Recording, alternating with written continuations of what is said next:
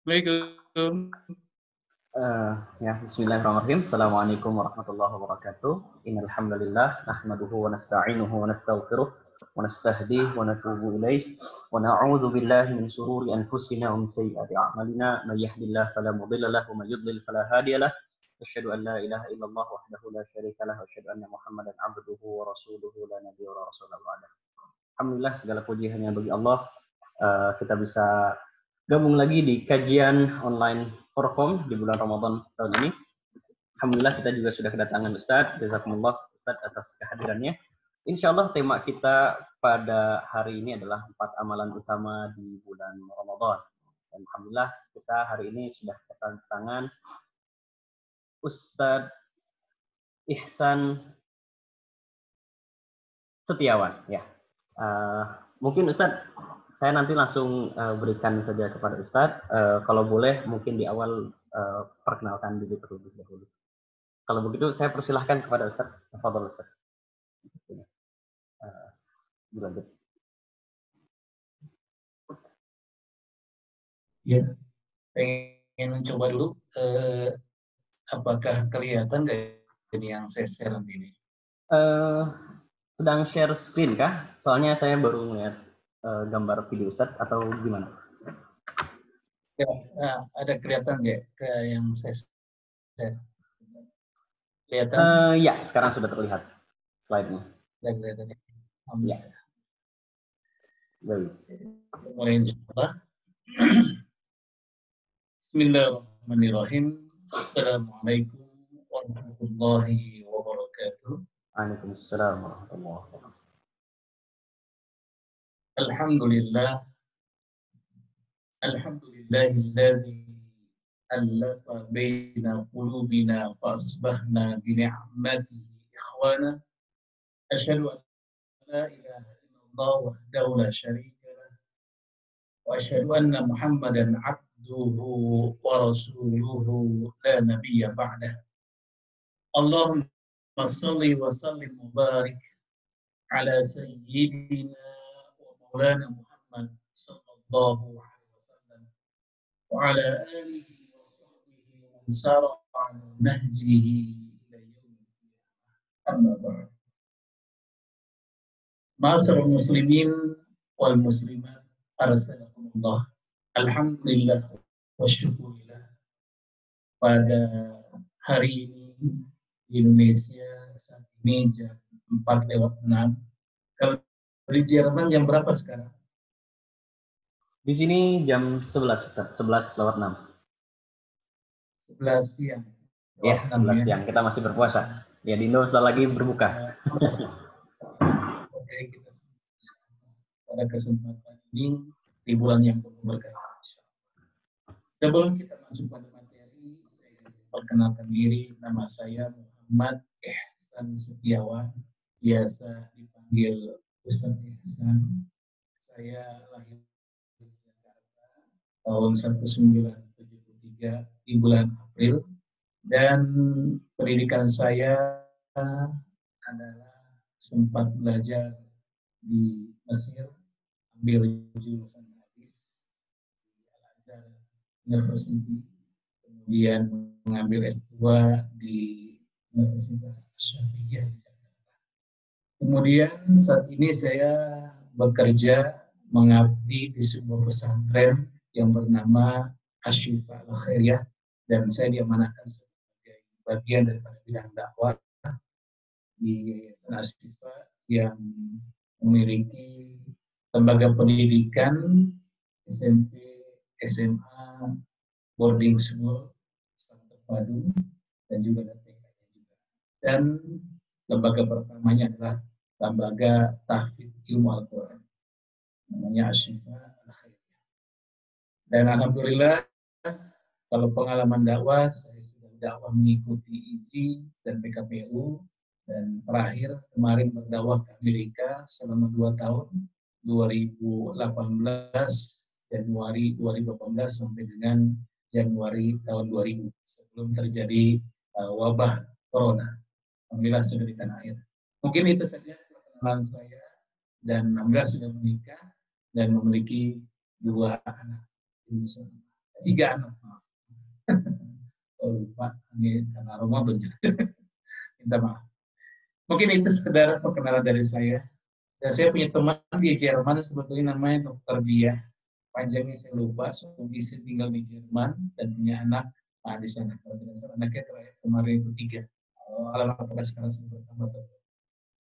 Ma'asyiral muslimin wal muslimat, arasadakumullah.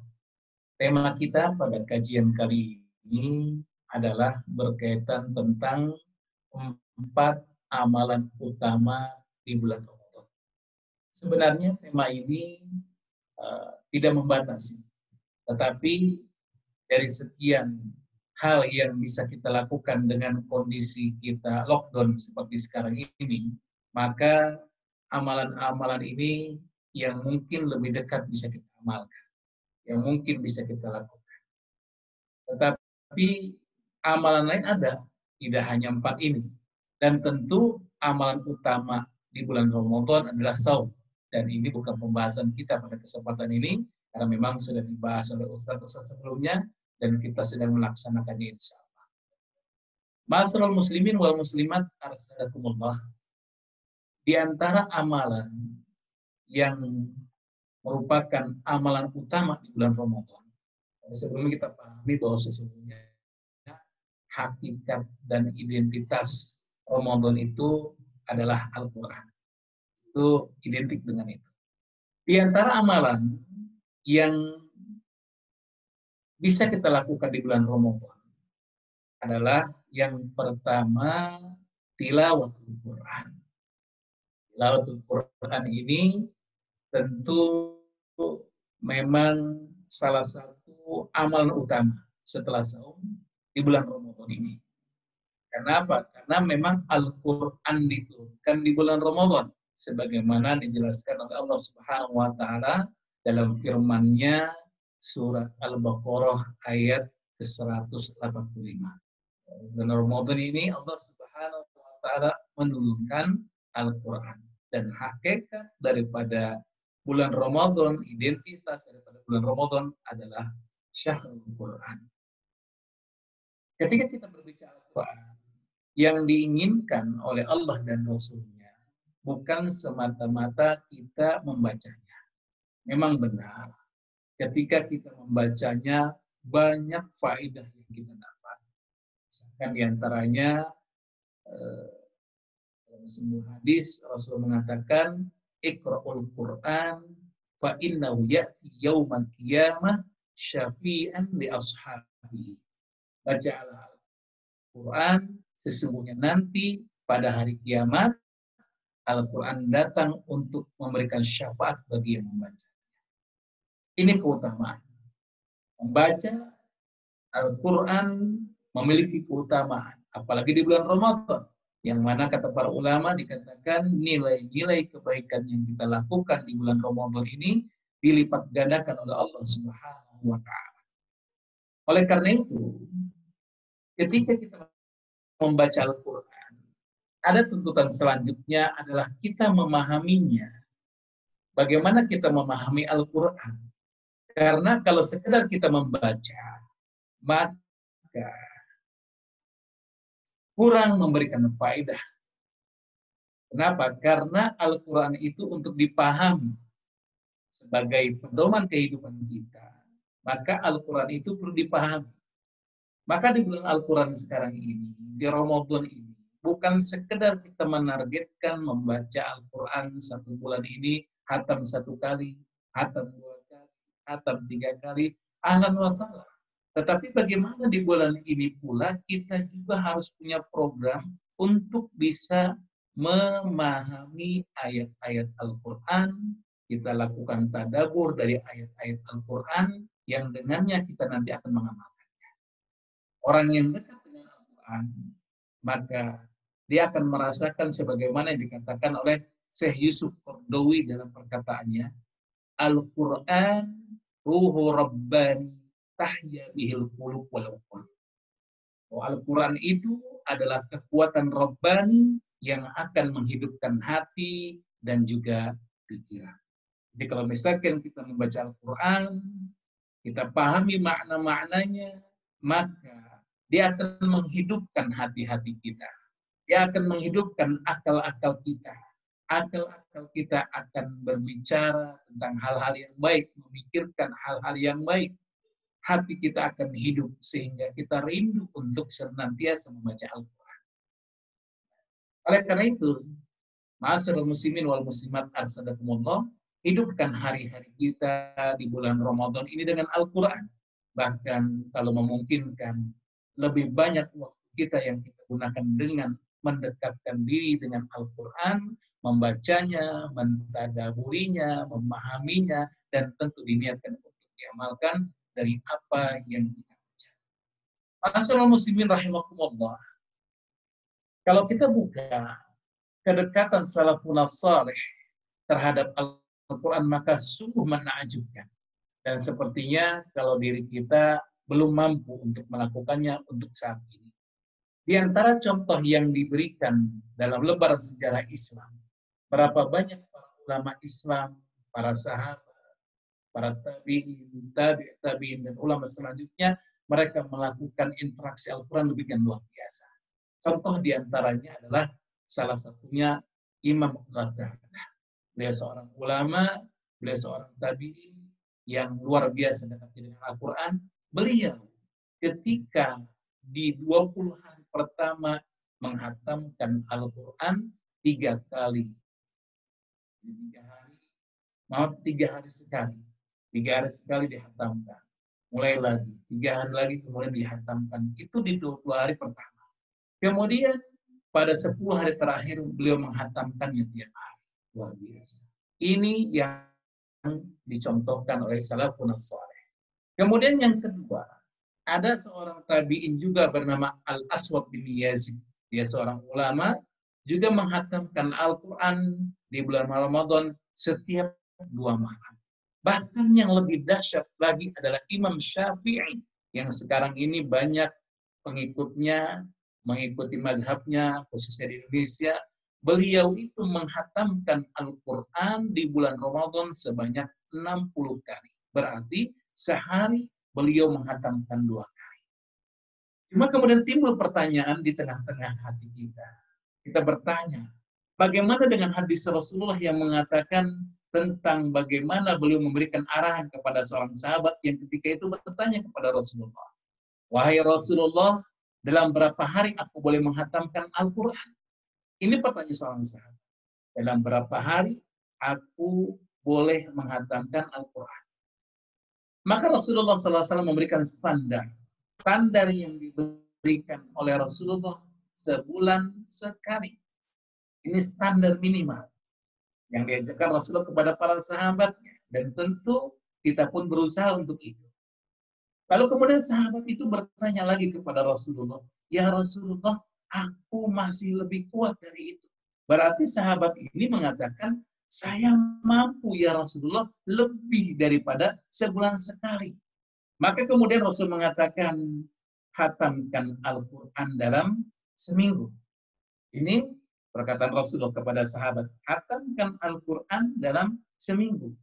Maka sahabat ini bertanya lagi dan mengatakan, aku masih lebih kuat dari itu ya Rasulullah. Artinya dia meminta, ya Rasulullah, lebih kuat, boleh nggak lebih daripada itu? Lebih cepat daripada itu. Maka kemudian Rasul mengatakan, tidaklah bisa memahami jika yang menghatamkan Al-Quran kurang dari 3 hari. Berarti di sini memberikan pemahaman kepada kita bahwa orang yang membaca Al-Quran atau menghatamkan Al-Quran lebih cepat dari 3 hari, dia tidak bisa memahami. Nah, kalau kita perhatikan dengan hadis ini dan perbuatan para salafun saleh, kemudian kita bertanya, kok para salafun saleh kok melakukan hal yang berbeda dengan apa yang dikatakan Rasulullah? Kan itu bertentangan dengan apa yang kata Rasulullah. Paling cepat 3 hari sekali. Nggak boleh seperti yang dilakukan Imam Syafi'i 2 kali dalam sehari. Itu nggak boleh berdasarkan hadis ini. Maka kemudian para ulama memberikan jawaban kepada diri kita bahwa yang dimaksudnya adalah jika menghatamkan Al-Quran kurang dari 3 hari, sulit untuk memahaminya. Sedangkan para ulama-ulama tersebut itu sudah hafal dan paham tentang Al-Quran. Maka Di sini kita pahami bahwa diperbolehkan bagi orang-orang yang hafal Al-Quran dan memahaminya untuk menghatamkan lebih cepat daripada 3 hari. Tetapi bagi kita yang lemah bahasa Arabnya, yang mungkin perlu buka komus ketika baca Al-Quran, atau mungkin buka buku terjemahan, Al-Quran terjemahan, maka kita diperbolehkan paling cepat adalah 3 hari sekali. Itu yang paling cepat. Mampu melakukannya. Kalau tidak mampu melakukan 3 hari sekali, maka seminggu sekali. Ramadan berarti 4 kali hatam. Kalau nggak mampu, maka minimal adalah sebulan sekali. Di bulan Ramadan ini kita menghatamkan 1 kali di bulan Ramadan. Itu minimal bagi orang-orang yang bisa mengamalkan dalam membaca. Ma'asyiral muslimin wal muslimat rahimakumullah. Itu poin yang pertama. Jadi kita bikin program untuk membaca Al-Quran, kita bikin program untuk memahami Al-Quran, walaupun hanya 1 ayat. Walaupun hanya 1 ayat. Yang penting ada ikhtiar untuk memahami. Kemudian kalau bisa kita lakukan juga, ya kita adakan program untuk menghafalnya. Program hanya 1 ayat, silakan. Yang pasti kita ikhtiarkan apa yang bisa kita lakukan. Minimal adalah kita membacanya dan menghantarkannya sebulan sekali. Ini poin yang pertama dari 4 amalan utama di bulan Ramadan. Ma'asyiral muslimin rahimakumullah. Yang kedua adalah qiyamul lail, yaitu melakukan qiyamul lail. Qiyamul lail ini di bulan Ramadan itu dikenal dengan istilah namanya sholat tarawih. Dan tarawih ini yang diajarkan Rasulullah adalah dilaksanakan dengan santai dan tidak tergesa-gesa. Saya sedang menonton sebuah video bagaimana orang melaksanakan sholat tarawih itu hanya dalam kisaran di bawah 10 menit. Itu sholatnya bagaimana bisa dikatakan khusyuk, bagaimana bisa dikatakan memahami apa yang dibaca, bagaimana yang dikatakan tumaninah, gimana tumaninah. Allah alam bisawab, apa yang dibaca. Nah, ala kulli hal, bagi kita adalah ketika kita melaksanakan salat tarawih, maka laksanakan tarawih itu dengan tidak tergesa-gesa, dengan santai, dengan itsmi'nan, dengan jiwa yang tenang, dengan fisik yang mutmainnah, dengan kondisi yang tenang. Itu yang diinginkan. Nah, dalam melaksanakan tarawih, karena kita dalam kondisi lockdown, harus stay at home, diam di rumah, maka laksanakan tarawih itu bersama dengan keluarga kita. Kita buat di rumah kita ada 1 ruangan yang kita jadikan, kita sulap menjadi sebuah masjid. Lalu kemudian kita salat di situ bersama keluarga kita, bersama pasangan hidup kita, bersama dengan teman-teman kita kalau masih jomblo. Saya doakan semoga yang belum menikah segera mendapatkan pasangan hidup yang saleh dan salehah. Nah, jadi laksanakan tarawih di rumah. Dan tentu ketika melaksanakan tarawih ini harus ada imam. Ya, siapa imamnya? Ya, kalau keluarga tadanya bapaknya, ayahnya. Kalau misalkan di keluarga, orang tuanya. Kalau dengan teman-teman, siapa yang paling banyak hafalan Al-Quran, yang bacaannya baik. Nah, dia jadi imam ketika itu. Namun kan nggak semua kita hafal Al-Quran. Tidak semua kita banyak hafalannya. Maka dalam bab ini para ulama mengizinkan untuk membaca mushaf. Diperbolehkan kita baca mushaf. Ya. Karena memang ada hadisnya. Salah satu hadis yang pernah saya baca adalah bahwa salah satu mantan budak dari Aisyah radhiyallahu anha, dia itu pernah menjadi imam salat, lalu dia membuka mushaf. Ini disebutkan dalam hadisnya. Nah, tinggal kita bagaimana jangan terlalu banyak bergerak dalam membuka mushaf. Makanya dianjurkan kalau bisa kita punya mushaf, yang mushafnya itu bisa dipasang di tempat, ya, sehingga ketika kita buka dengan mushaf tahajud itu kan 2 lembar tuh, 2 lembar langsung 2 halaman. Nah, itu langsung bisa dibaca selesai. Jadi ketika berdiri lagi 2 rakaat untuk melaksanakan tarawih selanjutnya, buka lembaran selanjutnya. boleh untuk membaca. Kalau tidak punya, maka megang mushaf pun diperbolehkan oleh para ulama. Nah, ketika kita melaksanakan tarawih, maka tarawih yang diperintahkan Rasulullah adalah melaksanakan tarawih bersama imam sampai dengan selesai. Kadang-kadang kita sering menyaksikan dahulu ketika banyak jamaah yang sholat tarawih di masjid, tapi dia tidak menyelesaikan bersama imam. Padahal Rasulullah menganjurkan untuk menyelesaikan bersama imam. Memang tidak wajib untuk menyelesaikan dengan imam, tetapi ada hadis Rasulullah yang menjelaskan dia kehilangan satu faedah yang Rasulullah sebutkan. Dan sebuah hadis sahih diriwayatkan oleh Abu Dawud, Rasul berkata dalam sabdanya, barang siapa menunaikan qiyamul lail bersama imam hingga selesai. Di sini termasuk di antara salat tarawih. Dicatat baginya pahala qiyamul lail semalam penuh. Bayangkan, ketika kita qiyamul lail bersama imam sampai selesai, berarti kita melaksanakan satu malam penuh beribadah kepada Allah Subhanahu wa Ta'ala. Itu digambarkan seperti itu, dan berpahalanya ada seperti melaksanakan sholat semalam penuh.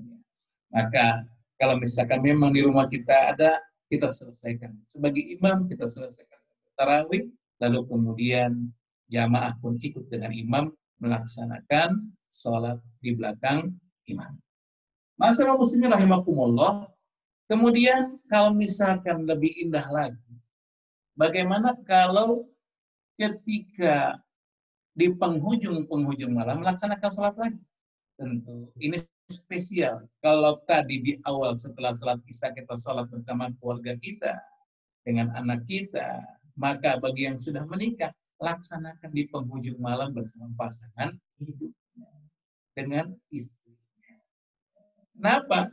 Karena ada satu motivasi yang disebutkan Rasulullah dalam hadisnya. Dan sebuah hadis sahih dikatakan bahwa Rasulullah bersabda, "Idza ayqadha ar-rajul ahlam minal lail."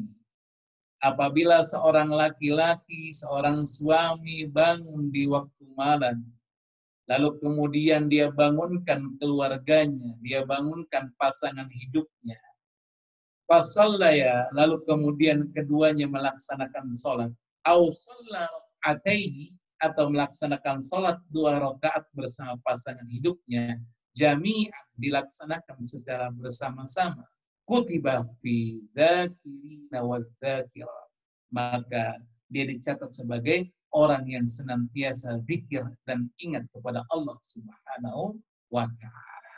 Ini luar biasa. Maka kalau yang sudah menikah, setelah melaksanakan tarawih dengan anak-anaknya, dengan pasangan hidupnya, maka usahakan dalam bulan Ramadan ini ada 1 malam, 2 malam, atau mungkin setiap malam kalau mampu melakukannya, lakukan sholat bersama dengan pasangan hidup agar kita mendapatkan julukan sebagai az-zakirina wadz-zakirat. Satu keutamaan yang diberikan oleh Allah. Masyaallah muslimin rahimakumullah. Yang selanjutnya adalah bagaimana kita melaksanakan amalan utama selanjutnya, yaitu bersedekah. Sedekah. Sedekah adalah satu hal yang sangat luar biasa di bulan Ramadan. Kenapa?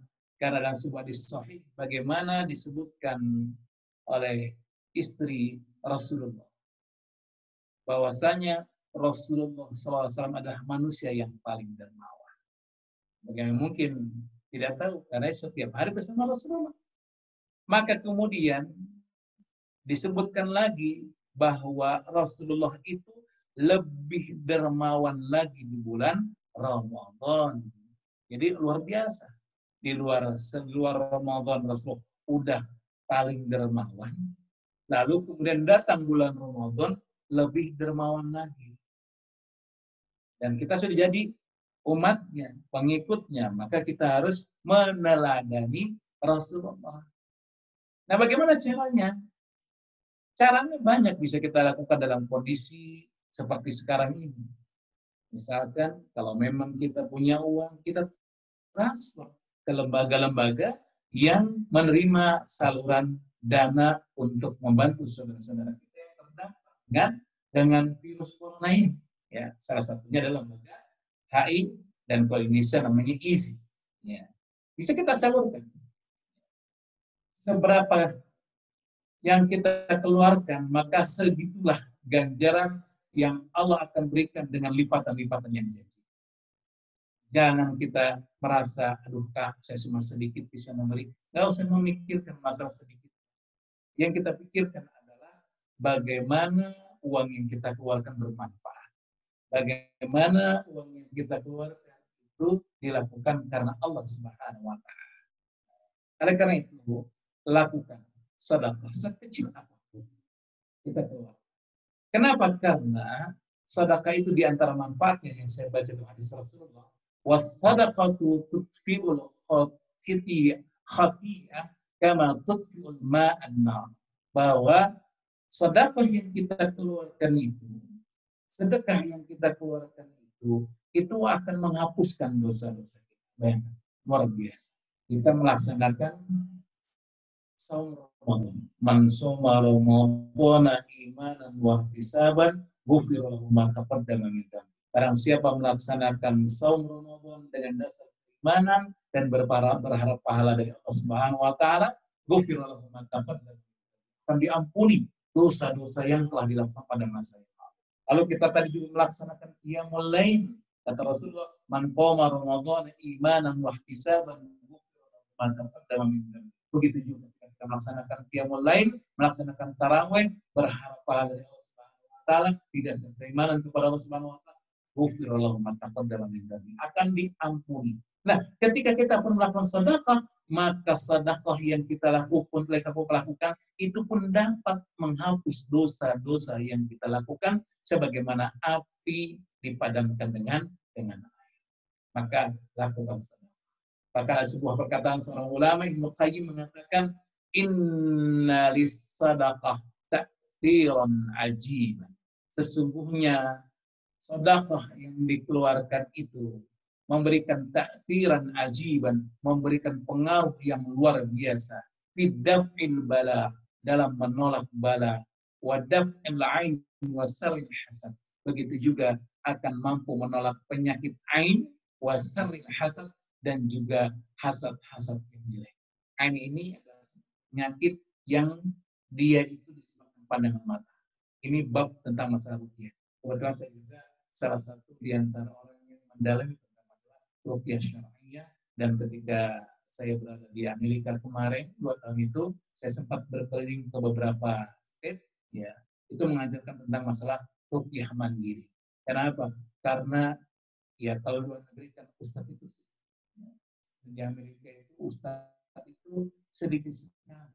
Ya, maka kita berputar, diundang dengan orang-orang Indonesia yang ada di Amerika ketika itu. Kita ajarkan, jangan mengandalkan ustaz, sebentar-bentar ustaz. Sebetulnya kita mampu untuk meruqyah diri kita. Maka saya ajarkan ketika itu cara-cara untuk melakukan ruqyah mandiri. Nah, ini dengan sedekah, ya, ain itu akan terhindar. Karena ain ini adalah satu penyakit yang luar biasa. Bahkan kalau bukan karena kodok dan kodar, maka ain akan mendahului. Ini pembahasan yang panjang, pembahasan yang dalam, sehingga kita perlu mengadakan lagi kalau memang perlu diadakan untuk membahas tentang penyakit. Masyaallah muslimin rahimakumullah.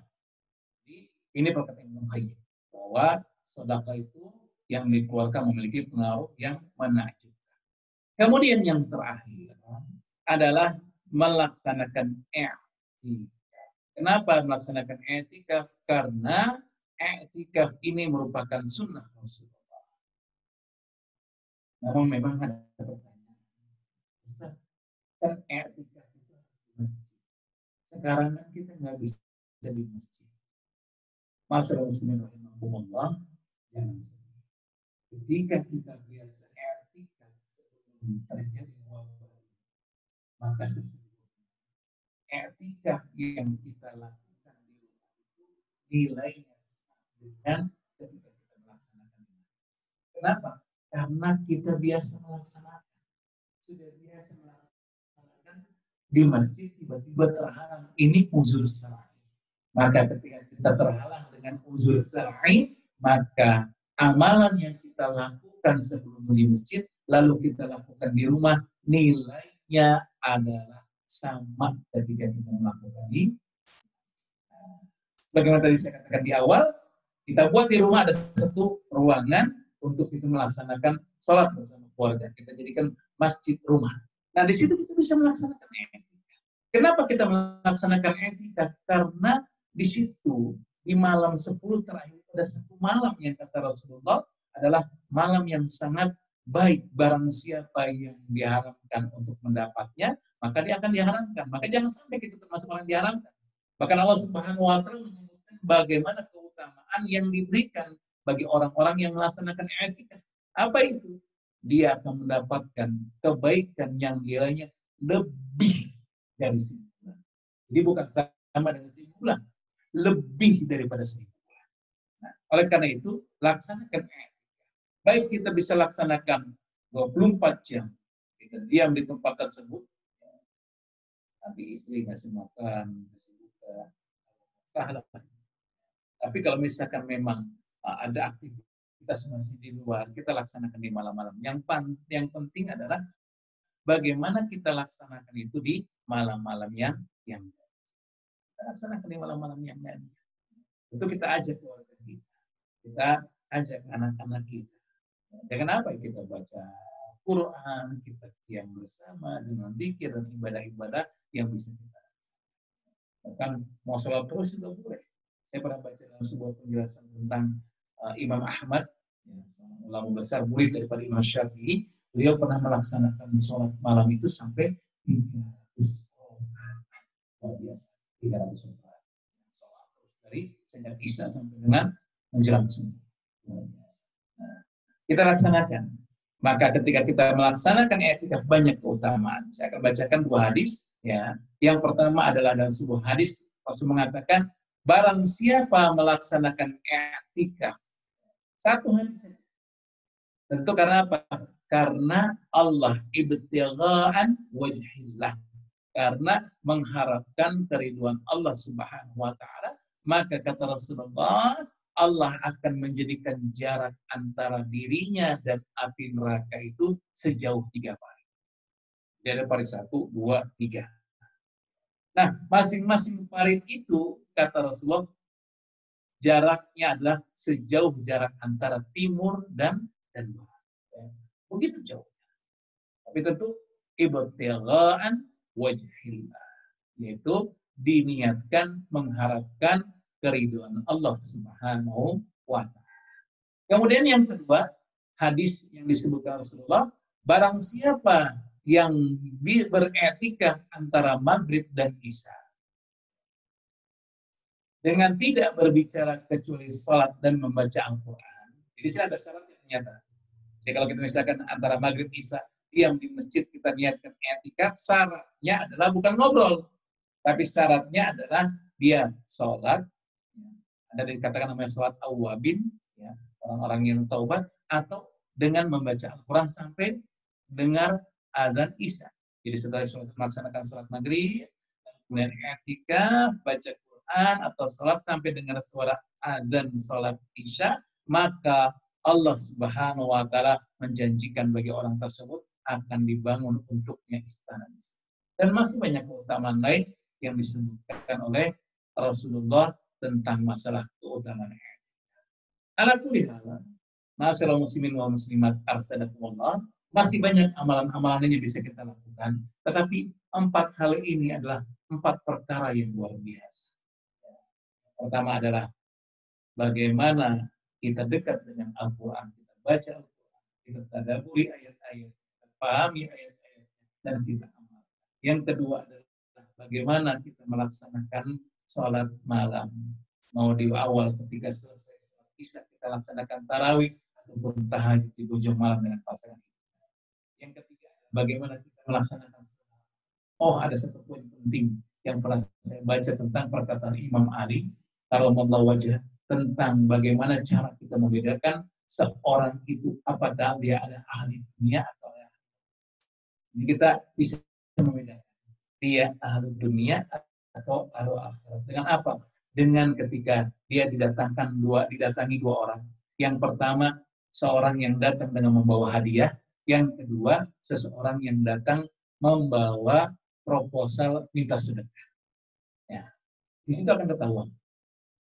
Kalau misalkan orang tersebut didatangi oleh orang yang bawa hadiah, wajahnya senang, wajahnya gembira, disambut dengan baik, disambut dengan penuh pelayanan yang Masya Allah, maka ketahuilah dia adalah ahlu. Namun dengan syarat yang kedua, yaitu ketika dia datangi seseorang yang bawa proposal, minta sedekah, minta wajahnya tidak senang. Ketika datang orang yang hadiah, wajahnya suka, senang. Ketika ada orang datang membawa proposal, minta bantuan sedekah, dan zakat dan sebagainya, di wajahnya tidak suka, ketahuilah bahwa dia adalah ahli. Tapi kalau kebalikannya, maka ketahuilah dia adalah ahli.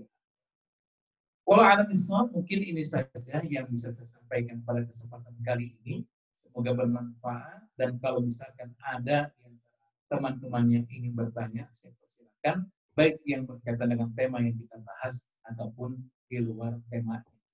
Walau alam Islam, aku lupa ada. Assalamualaikum warahmatullahi wabarakatuh. Waalaikumsalam warahmatullahi wabarakatuh. Jazakallah Ustaz atas materinya yang telah disampaikan. Mudah-mudahan kita bisa mengambil manfaatnya dari apa yang telah disampaikan. Di sini sudah ada pertanyaan Ustaz. Pertama mungkin ini dulu kali. Apa namanya? Tadi kan ada presentasi, terus ada peserta yang bertanya apakah boleh dibagikan ke peserta. Bagaimana itu Ustaz? Gimana? Untuk tadi PowerPoint yang tadi, apakah boleh dibagikan ke peserta? Oh iya, silakan. Nanti saya ada format yang barunya sedikit. Nanti ada perubahan mungkin dari yang kemarin saya kasih. Oh, sudah sempat dikasih saya ke kasih salah satu dari Forkom atau belum? Kalau belum, nanti ada yang pernah menghubungi saya, sudah saya kasih, tetapi karena ada beberapa hadis yang belum diterjemahkan, maka saya rubah. Nanti insya Allah saya kirim setelah acara ini, insya Allah. Oke, nanti berarti kalau begitu Ustadz bisa nanti kirim saya aja via WA, terus buat peserta kalau misalnya mau PWPT-nya, tafadhol dikontak ke WhatsApp saya, nanti saya akan ketik nomor pribadi. Baik, oke. Untuk pertanyaannya, Ustadz, di sini ada dari Irfan. Assalamualaikum Ustadz, izin bertanya via chat. Ada satu hadis, amalan yang paling dicintai oleh Allah Ta'ala adalah amalan yang kontinu walaupun sedikit. Bagaimana mengkaitkannya dengan amalan Ramadan yang relatif lebih banyak dibandingkan bulan-bulan lain? Pertanyaan yang kedua, Ustadz, tadi disampaikan bahwa sholat tarawih itu dilakukan santai. Mana yang lebih utama? Apakah sholat di rumah sendiri bisa leluasa lamanya, atau sholat tarawih berjamaah di masjid yang relatif lebih pendek durasi rakaatnya? Itu pertanyaan dari Irfan. Tafadhol Ustaz. Belum ada pertanyaan yang lain soalnya.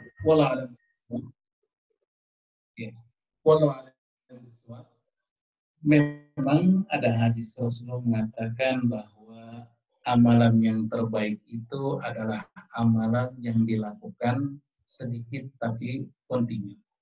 Memang itu satu hal yang patut kita harus laksanakan. Namun untuk bulan Ramadan ini, karena begitu luar biasanya bulan Ramadan, saya baca karangan Akram Ridho, Buyut Nafi Ramadan, itu orang-orang dahulu itu sampai 6 bulan sebelum Ramadan sudah minta kepada Allah agar bisa bertemu dengan bulan Ramadan karena keutamaannya. Jadi kalau memberikan contoh kepada kita bagaimana Rasulullah 3 bulan sebelum bulan Ramadan minta kepada Allah untuk bisa bertemu dengan bulan Ramadan. Ini yang dilakukan orang-orang saleh. Makanya ketika datang bulan Ramadan, mereka berlomba-lomba dalam bentuk-bentuk kebaikan. Tapi juga tidak meninggalkan apa yang sudah dia lakukan. Kalau dia biasa mengamalkan istiqomah setiap hari, ya, misalkan ada pemeriksaan rutin yang dilakukan, itu saya biasakan kepada masyarakat di New York waktu dulu saya berdakwah di Amerika itu infak setiap hari, ya, dengan niat untuk mendoakan mendapatkan doa malaikat. Karena ada sebuah hadis Rasul mengatakan bahwa setiap hari malaikat yang satu mendoakan kebaikan, yang kedua mendoakan maaf sesuatu yang tidak baik bagi orang tersebut. Dan itu akan bisa didapat adalah ketika kita melakukan kebaikan dengan kita berinfak sekecil apa. Kalau di Amerika itu, ibu mungkin sholat tidak banyak bolongnya, mungkin ini. Sedangkan kita diperintah sama Rasulullah untuk melaksanakan amal yang sedikit tapi penting.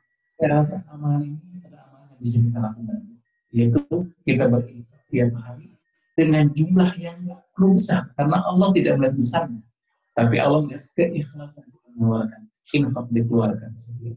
Niatkan, ya Allah, saya lakukan ini melaksanakan perintah Rasulullah dan juga untuk mendapatkan doa malaikat dan juga mengharapkan pahala darimu. Asli, kalau di Amerika itu ada 1 sen, ada 5 sen, ada 25 sen, ada $1, selanjutnya kayak gitu. Sen juga kan jarang uangnya. Nah, itu udah yang 1 sen aja sih. Yang warnanya kuning itu, yang kayak tembaga itu, masukkan aja setiap hari. Niatkan karena apa? Sedikit tapi kontinu. Luar biasa. Nah, di Ramadan jangan sampai kayak begitu. Ya, jangan ada ini aja. Ini kesempatan emas. Kita lakukan amalan apapun. Allah nggak melihat dalam bab di sini masalah kontinu tidak kontinu. Yang Allah lihat bagaimana kita melaksanakan amal semua kebaikan agar kita mendapatkan pahala yang luar biasa dari amal kita lakukan. Tapi memang ada satu amal yang kita kontinukan terus. Jadi jangan kita kontinu dengan satu amalan, kita abaikan yang tidak kita lakukan. Sekarang momennya kita untuk mendulang kebaikan. Mumpung setan di bulan itu, ya, kesempatan amal kebaikan dibuka lebar oleh Allah Subhanahu Wa Taala, maka kita lakukan amal yang bisa kita lakukan walaupun tidak tiap hari, walaupun tidak bisa kontinu, kita lakukan semua amalnya. Itu yang terbaik di bulan Ramadan. Berarti tetap kita melaksanakan amalnya bisa kita kontinu setiap hari, tetapi di bulan Ramadan ini kesempatan emas untuk melakukan kebaikan, lakukan semua kebaikan sebanyak. Maka insya Allah nilai itu akan memberikan kebaikan pada diri kita pada masa-masa. Wallahu a'lam bishawab.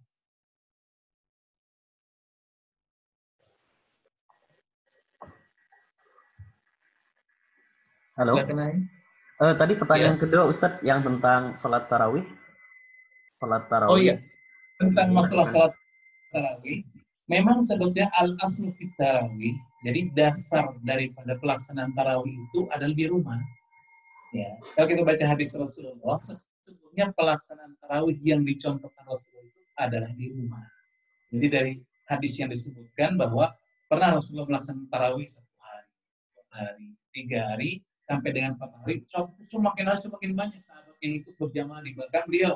Saat itu beliau meninggalkannya dan melaksanakan tarawih di rumah sampai dengan akhir Ramadan. Jadi sebetulnya al-asl tarawih adalah di rumah sebetulnya. Jadi sebetulnya dengan kondisi kita lockdown kayak gini, lebih bagus sholat di rumah. Bahkan kalau dalam sebuah dikatakan bahwa Rasulullah itu lebih suka melaksanakan sholat di rumah kecuali illa maktubah, kecuali yang diwajibkan. Nah, tapi apakah kemudian tidak boleh sholat di masjid? Boleh, karena memang pentradisian berjamaah terus-menerus itu dimulai di zaman Umar bin Khattab. Jika beliau menyaksikan banyak sahabat sholat di masjid ketika itu berpencar-pencar sendiri, aneh. Maka kemudian Umar bin Syihab dikumpulkan mereka, lalu diangkat salah satu di antara mereka menjadi imam. Nah, itu jadi tradisi sampai detik ini. Tetapi sebetulnya aslinya ada di rumah. Maka silakan, kalau memang sholat di masjid, kemudian pelaksanaannya dengan khusyuk, dengan baik, tidak tergesa-gesa, bacaan imam enak dan sebagainya, ahlan wa sahlan. Tapi kalau misalkan ingin sembari menyelesaikan bacaan Al-Quran, ya kan? Karena tadi saya katakan boleh baca. Jadi sekalian sholat tarawih, sekalian baca Al-Quran, menyelesaikan tadarus, menyelesaikan bacaan lebih aman. Ya. Dan kalau bisa sama keluarga kita itu lebih afdal, tapi tidak menghalangi untuk di rumah. Itu pilihan kita aja. Mana yang terbaik. Dan kalau misalkan ada yang memutuskan saya di masjid saja, nggak mau di rumah, silakan.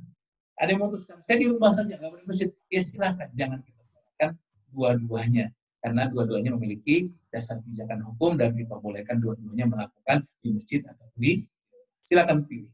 Ya, karena memang lihat kondisi, lihat daripada keadaan dan target yang kita inginkan. Wallahu a'lam bishawab.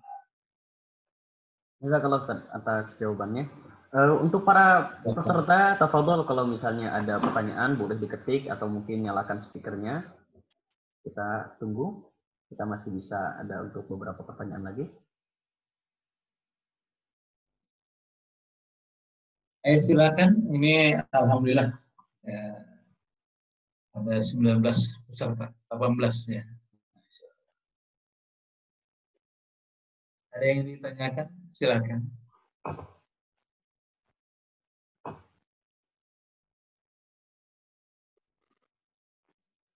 Ini ada pertanyaan lagi nih dari Pak Irfan. Ya. Sebagai yang baru belajar, bagaimana memproporsikan setiap amalan utama supaya bisa terlaksana semua. Karena terkadang kita fokus pada satu amalan, tapi kelelahan untuk melakukan amalan yang lainnya. Ya Allah alam bismillah.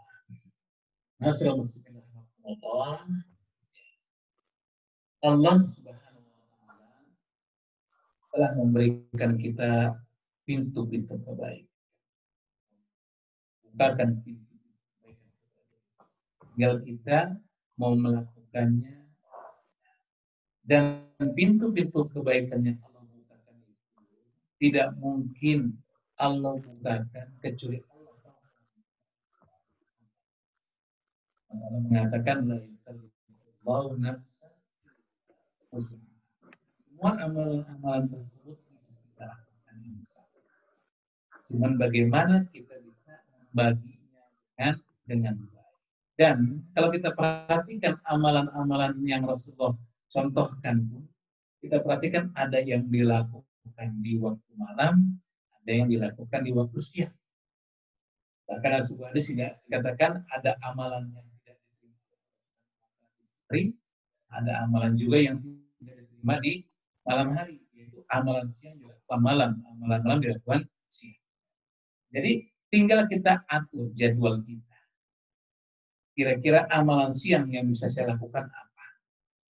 Amalan pagi yang bisa saya lakukan apa? Amalan siang yang bisa lakukan apa? Amalan sore yang bisa dilakukan apa?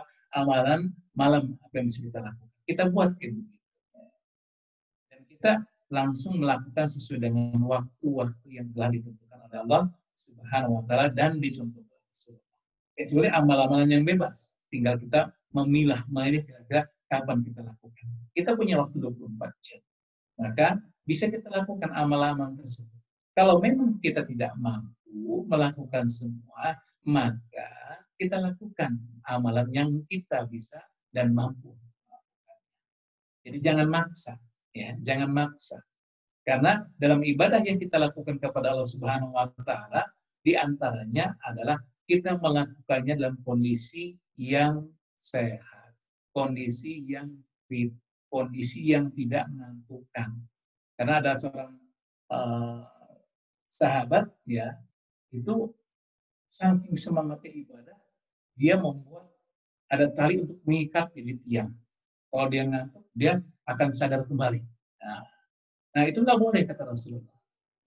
Maka kita atur jadwal kita dengan baik, mana bisa kita lakukan di siang hari, di siang hari, mana bisa kita lakukan di malam hari. Insya Allah kita bisa melakukan itu, alhamdulillah.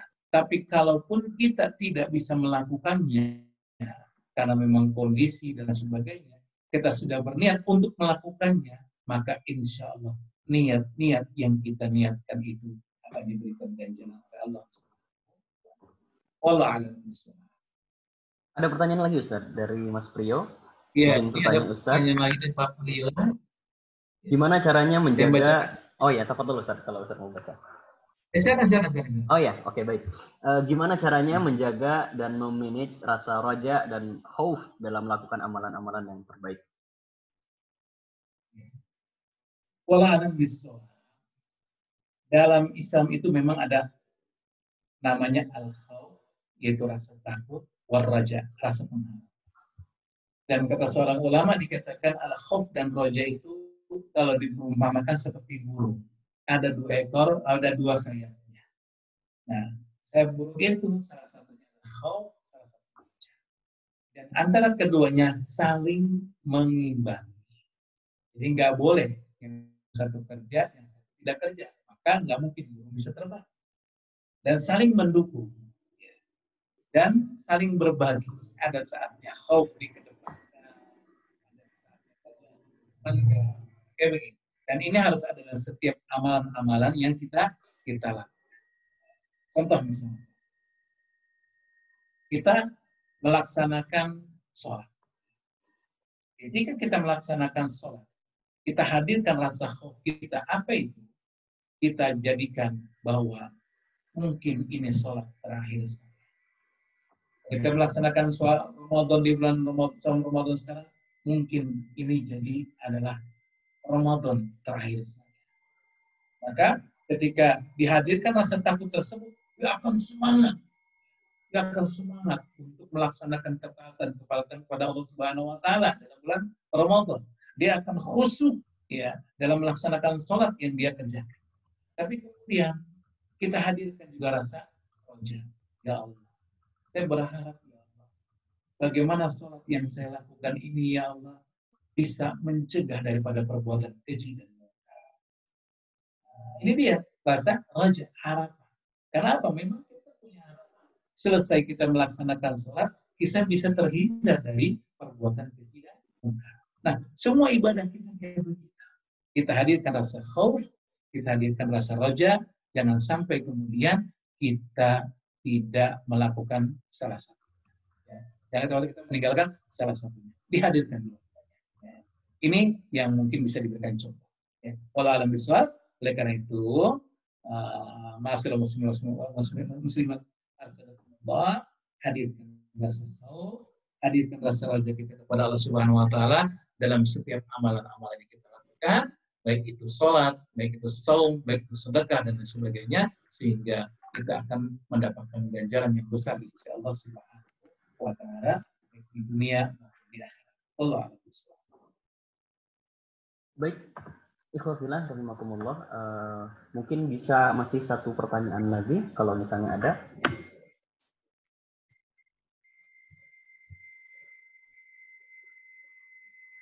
Kalau misalnya tidak ada, mungkin kita bisa akhiri. Ya, Ustaz, jazakumullah Ustaz atas kajiannya dan juga tadi jawaban dari pertanyaan-pertanyaan yang telah kita sampaikan.